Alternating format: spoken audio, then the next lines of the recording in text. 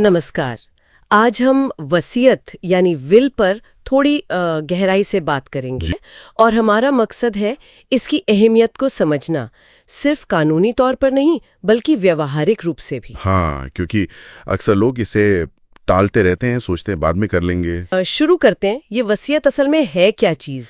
देखिए, ये मूल रूप से एक कानूनी निर्देश पत्र है। कानूनी निर्देश पत्र? हाँ, मतलब इस दस्तावेज के जरिए कोई व्यक्ति ये तय करता है कि उनके जाने के बाद उनकी जो संपत्ति है वो किसे और कैसे मिलेगी।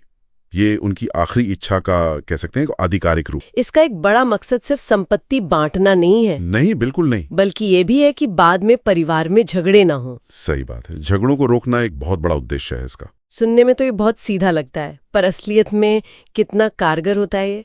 झगड़े रुक जाते हैं क्या इससे?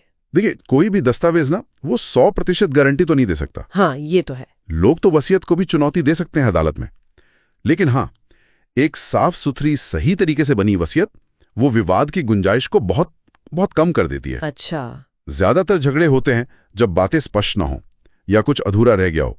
ये दस्तावेज उसी स्पष्टता को लाने का एक जरिया है। ये बात सही है। अच्छा, इस दस्तावेज में ये भी बताया गया कि वसीयत में क्या क्या शामिल हो सकता है, जैसे घर, पैसा, जमीन, सोना वगैरह। हाँ, मतलब कोई भी चीज जिसका कोई आर्थिक मूल्य हो। बिल्कुल, कोई भी संपत्ति जो व्यक्ति ने खुद कमाई हो, खुद अर्जित की हो। हाँ, खुद की कमाई हुई। हाँ, उसे वो अपनी इच्छानुसार किसी को भी दे सकता है। इसमें महत्वपूर्ण बस ये है कि संपत्ति का ब्यौरा और किसे देना है ये बिल्कुल साफ साफ लिखा हो। लिखने वाला व्यक्ति मानसिक रूप से स्वस्थ हो जी, यानी अपने फैसले लेने की हालत में हो, ये तो खैर समझ आता है। हाँ, और ये बहुत जरूरी शर्त है, कानूनी तौर पर बहुत अहमियत रखती है ये बात। अच्छा। इसके साथ ही एक और बहुत जरूरी बात है गवाहों की, विटनेस। हाँ, गवाह। कम से कम 2 गवाहों का होना अनिवार्य है। 2 गवाह? हाँ, जो न सिर्फ हस्ताक्षर करते हुए देखें बल्कि इस बात की भी पुष्टि करें कि व्यक्ति अपनी मर्जी से, बिना किसी दबाव के और सही मानसिक स्थिति में हस्ताक्षर कर रहा है। अच्छा, मतलब गवाह सिर्फ ये नहीं देख रहे कि कलम चल रही है। नहीं नहीं, वो एक तरह से पूरी प्रक्रिया की वैधता के साक्षी बन रहे हैं। ये दिलचस्प नुक्ता है। बिल्कुल। उनकी भूमिका महज वहां खड़े रहना नहीं है, कानूनी तौर पर वो इस बात के गवाह हैं कि सब कुछ नियमों के तहत हुआ है। और ये भी अच्छा रहता है कि गवाह ऐसे लोग हों जिनका वसीयत से कोई सीधा फायदा न जुड़ा हो। हाँ, ताकि बाद में कोई उंगली ना उठा सके। बिल्कुल, ताकि बाद में किसी तरह के दबाव या पक्षपात का आरोप न लगे। निष्पक्ष गवाह हों। सही। ये तो हुई वसीयत बनाने के बाद। लेकिन अगर कोई बिना वसीयत लिखे गुजर जाए तो क्या होता है?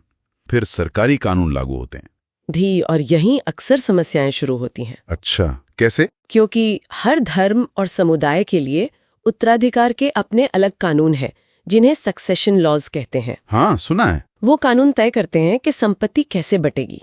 अब हो सकता है कि ये बंटवारा वैसा बिल्कुल ना हो जैसा वो व्यक्ति चाहता था। ओह। सोचिए, किसी ने मन में सोचा हो कि उसका कारोबार उसका सबसे मेहनती कर्मचारी संभाले। हाँ, पर वसीयत है नहीं, तो कानूनन वो संपत्ति शायद दूर के रिश्तेदारों में बट जाए। बाप रे।